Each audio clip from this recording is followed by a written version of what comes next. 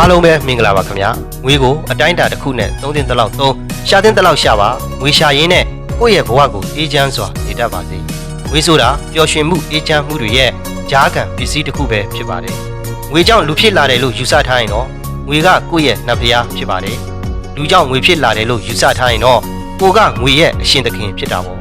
조사ပန်းစားနဲ့ငွေရှာနိုင်ပါတယ်ဒါပေမဲ့ငွေကိုနတ်ဖျားလို့ကိုးကွယ်နေရင်တော့ပျော်ရွှင်အေးချမ်းမှုတွေနဲ့ဝေးကွာနေတော့မှာဖြစ်ပါတယ်ဘဝရဲ့အနှစ်သာရတွေလည်းပျောက်ဆုံးနေပါလိမ့်မယ်အလုတ်ဖိစီးမှုတွေကြောင့်ကျန်းမာရေးကိုအကြီးအကျယ်ထိခိုက်သွားတဲ့သူတွေလည်းရှိတယ်ဒေါ်လာတန်းချီတဲ့ကွန်ဒိုတွေဝယ်ထားပြီးညအိတ်ချိန်သာအိမ်ပြန်အိတ်ရတဲ့တထေးကြီးတွေလည်းများစွာရှိပါတယ်အိမ်အကူလေးတွေကသာကွန်ဒိုမှာနေဒေါ်လာတောင်းချီတဲ့ဆိုဖာပေါ်မှာထိုင်လက်မတရာ TV ကြီးကိုကြည့်ပြီးအေးရကိုအောက်မှာဇိမ်ကျနေတဲ့သူတွေလည်းရှိတယ်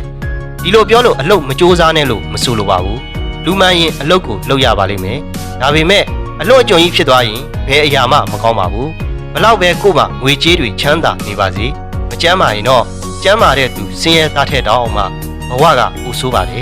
မကျမ်းမာတဲ့ခန္ဓာကိုယ်ဟာဘယ်အရာမှခံနိုင်စွမ်းတွေမရှိပါဘူးကျမ်းမာတဲ့ခန္ဓာကိုယ်ကသာအရာရာကိုခံနိုင်စွမ်းတွေရှိတာပါဒါကြောင့်အလုပ်ကိုလည်းကြိုးစားပါကို့ကျမ်းမာရေးအတွက်စာအုပ်စာပေတွေဖတ်ရှုဖို့အတွက်ဘာသာတရားနဲ့နေထိုင်နိုင်ဖို့အတွက်လူနိုင်တန်းနိုင်ဖို့အတွက်လူတွေကိုကူညီနိုင်ဖို့အတွက်အချိန်တွေလည်းပေးရအောင်မှာဖြစ်ပါတယ်မိသားစုအတွက်အချိန်ပေးပါကိုချစ်ရတဲ့သူတွေအတွက်အချိန်ပေးပါမိတ်ဆွေတွေအတွက်အချိန်ပေးပါအကူအညီတကယ်လိုအပ်နေတဲ့သူတွေအတွက်အချိန်ပေးပါ